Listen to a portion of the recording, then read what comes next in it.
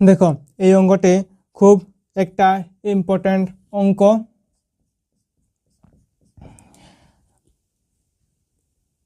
এটা কিভাবে সমাধান করবে দেখো, প্রথমে এই দুটো আর এই দুটো মিল রয়েছে, এখানে রয়েছে x plus a by x minus a, এখানে রয়েছে x plus a by x minus এ।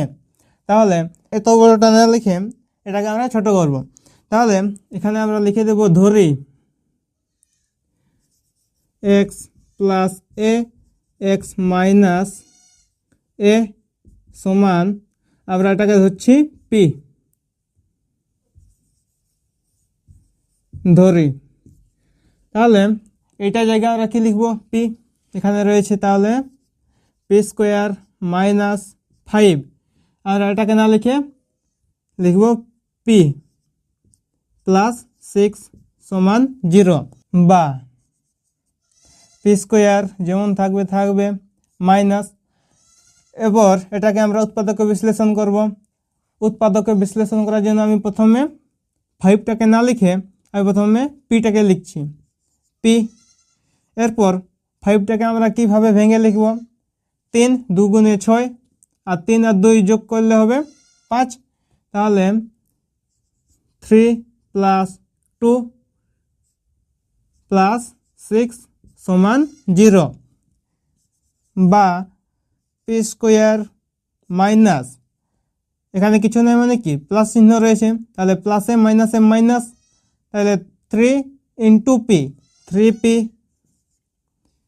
প্লাসে মাইনাসে মাইনাস 2 ইন্টু পি 2পি প্লাস 6 সমান 0, বা এরপর এই দুটো অংশ থেকে কি কি কমন যাবে, পি কমন যাবে, পি এখানে পড়ে থাকছে একটা পি মাইনাস, এখানে থেকে যদি পি কমন চলে যায় পড়ে থাকবে 3 মাইনাস, এখানে কি কমন যাবে মাইনাস 2 কমন যাবে, মাইনাস 2 পড়ে থাকবে কত পি, প্লাসে মাইনাসে মাইনাস, আর এখানে পড়ে থাকবে 3 2 এ 6 সমান 0।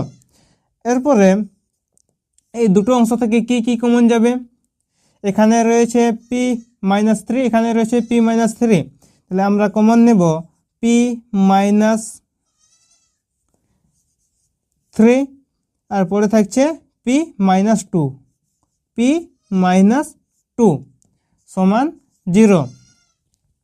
এরপর আমরা কি করি, যখন তখন লিখি। তাহলে বা যখন পি মাইনাস 3 সমান 0, তাহলে হবে পি সমান 3, আর এখান থেকে আমরা পাবো পি মাইনাস 2 সমান যদি 0 হয় তাহলে পি সমান 2 হবে। এরপর আমাদের তো পি এর মানটা বার করতে বলেনি, বলেছিল এক্স এর মানটা বার করব। তাহলে পিটাকে আমরা কি ধরেছিলাম, এক্স প্লাস এ বা এক্স মাইনাস এ সমান আমরা পি ধরেছিলাম। তাহলে আমরা পি এর জায়গায় এটাকে বসিয়ে দেব। তাহলে দেখো আমি প্রথমে এটার ক্ষেত্রে করছি, কি রয়েছে পি সমান 3, পি এর জায়গায় বসাবো এইটা, তাহলে x plus a by x minus a সমান 3, তাই তো। এরপর এটাকে আমরা কোনাকুনি গুণ করে দেব, এখানে কিছু না মানে 1, তাহলে এটার সঙ্গে এটাকে গুণ করব, আর এইটার সঙ্গে এটাকে গুণ করে দেব। তাহলে প্রথমে আমরা এই 3 দিয়ে গুণ করি, 3 ইন্টু এক্স মাইনাস এ সমান, এখানে যদি এটাকে যদি 1 দিয়ে গুণ করি তাহলে হবে এক্স প্লাস এ, বা 3 দিয়ে যদি এক্সকে গুণ করি একবার তাহলে হবে 3x মাইনাস 3 দিয়ে যদি একবার গুণ করি তাহলে হবে 3a, এর পাশে যা আছে তাই থাকবে, বা 3x, আর এখানে কি এখানে কিছু নেই মানে কি প্লাস চিহ্ন রয়েছে, তাহলে প্লাস এক্স যদি সমান চিহ্নের এদিকে আসে তাহলে হবে সেটা মাইনাস এক্স, আর সমান এখানে এ যেমন থাকবে থাকবে, আর এই -3a এটা যদি সমান চিহ্নের ডান দিকে চলে যায় তাহলে হয়ে যাবে প্লাস 3a। তাহলে এখান থেকে আমরা কি পাবো, বা 3টা এক্স থেকে যদি একটা এক্স চলে যায় তাহলে পরে থাকবে 2 এক্স সমান, এখানে রয়েছে 3টা এক্স 3টা এ, আর এখানে রয়েছে একটা এ, 3টা এ আর একটা এ 4টা এ, তাহলে 4a। তাহলে এখান থেকে আমরা কি করব, এক্স এর মান বার করব।